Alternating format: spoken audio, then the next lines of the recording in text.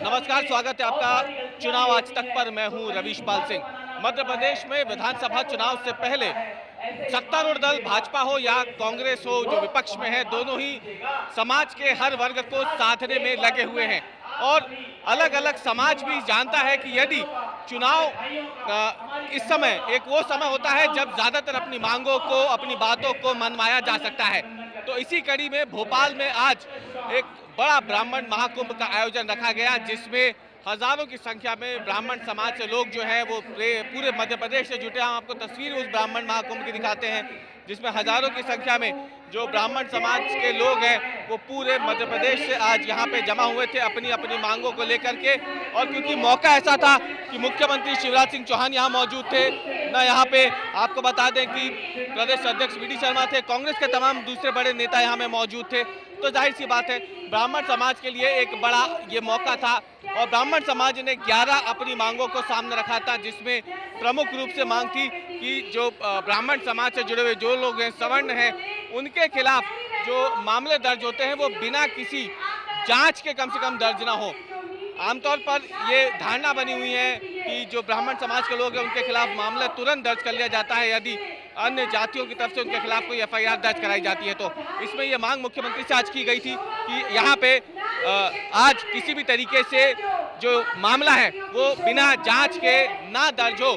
ऐसे में ये मांग आज शिवराज सिंह चौहान की तरफ से कही गई है कि ये सुनिश्चित किया जाएगा कि ब्राह्मणों के खिलाफ मामले जो हैं वो बिना किसी ठोस जांच के दर्ज ना किए जाए। अब आपको बता दें कि इसके अलावा जो एक प्रमुख मांग थी कि ब्राह्मणों को टिकट दिया जाए हर जिले से, उस पर फिलहाल मुख्यमंत्री ने गेंद संगठन के पाले में डाल दी है।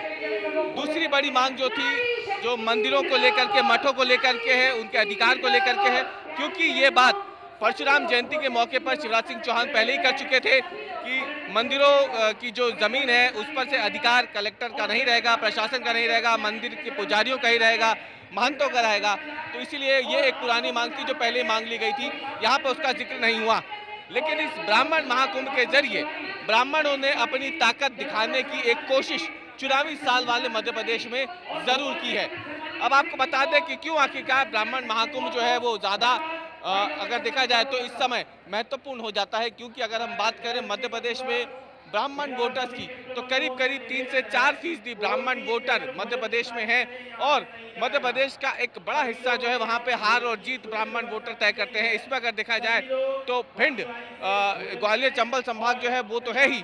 दूसरी तरफ अगर देखा जाए तो जो विंध्य का इलाका है वहाँ पर बड़ी संख्या में महाकौशल का इलाका है। अगर हम देखें नर्मदापुरम संभाग है, मध्य अगर हम देखें जिसमें भोपाल संभाग आ जाता है, तो ये वो तमाम इलाके हैं मध्य प्रदेश के जहाँ पे बड़ी संख्या में ब्राह्मण वोटर हैं और जाहिर सी बात है इनको साधना एक बड़ी जीत भी हासिल हो सकता है दोनों ही राजनीतिक दलों के लिए, कांग्रेस हो भाजपा हो, क्योंकि ये महाकुंभ ब्राह्मणों की तरफ से बुलवाया गया था।